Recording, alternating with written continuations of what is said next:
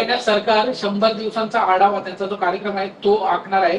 100 दिवसात काय केलं, काय त्यांनी सोपं आहे, 5 मिनिटात बैठक संपेल.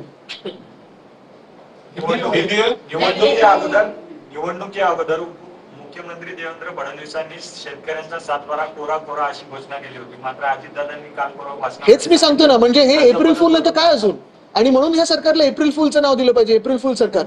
लाडकी बहीण तसंच, शेतकऱ्यांचा विषय तसाच, लाडका भाऊ तिथे योजनाच बंद करून टाकली. बरोबर आहे. आनंद शिधा बंद करून टाकला, मध्ये अंडी बंद केलेली मिड डे मील मधून.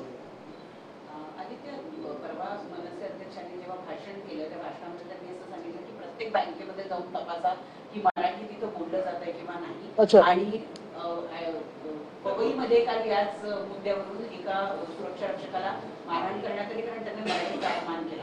मराठी भाषेच्या या संपूर्ण वापराबद्दल आणि सक्तीबद्दल आपली नाही, एक महत्वाची गोष्ट आहे. आता मी त्यांचं भाषण काय ऐकलं नाही, काही क्लिप्स बघितल्या, पण भाषण ऐकलं नाही. महत्वाची गोष्ट म्हणजे ही हिंमतच कोणी कसं करू शकतं महाराष्ट्रात राहून की आम्ही मराठी बोलणार नाही. आणि हे प्रत्येक राज्यात तसंच असायला पाहिजे.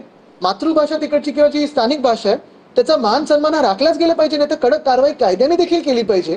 कारण साधारणपणे आपण पाहतोय हे राज्य सरकार एका बाजूला म्हणते की आम्ही अभिजात भाषेचा दर्जा दिला. ठीक आहे, तुम्हाला आम्हाला लढा द्यावा लागला. 10 वर्ष तुमच्या सरकारकडे आम्हाला लढत राहायला लागलं, तेव्हा नंतर आता दिलेलं आहे. दुसरी गोष्ट म्हणजे मराठी भाषा भवन जे आम्ही गिरगाव चौपाटी इथे बांधत होतो, कोणाच्या हट्टामुळे तुम्ही रद्द केले? ते कोण स्थानिक तुमचे बिल्डर्स होते त्याच्यामुळे रद्द केलंय. तसंच आपल्याला आठवत असेल रंगभूमीचं दालन आम्ही गिरगाव चौपाटी इथे करत होतो, ते रद्द झाले मला कळलेलं आहे. का रद्द केलेलं आहे?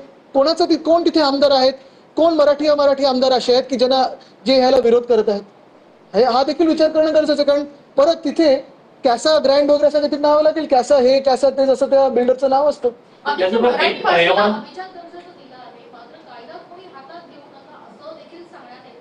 कायदा सुव्यवस्था तर आहे तरी का हातात घ्यायला असायला तर पाहिजे. आज आपण पाहतोय काल पण कुठे ब्लास्ट होतो, कुठे कोणाची मर्डर होते, कुठे काय होतं.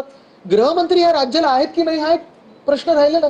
मुंबई शाकाहारी मांसाहारी असा वाद सुरू असताना, मुंबई शाकाहारी विरुद्ध मांसाहारी विविध सोसायट्यात हा विषय चालूच असताना आता संजय निरुपम आहेत ते म्हणतात की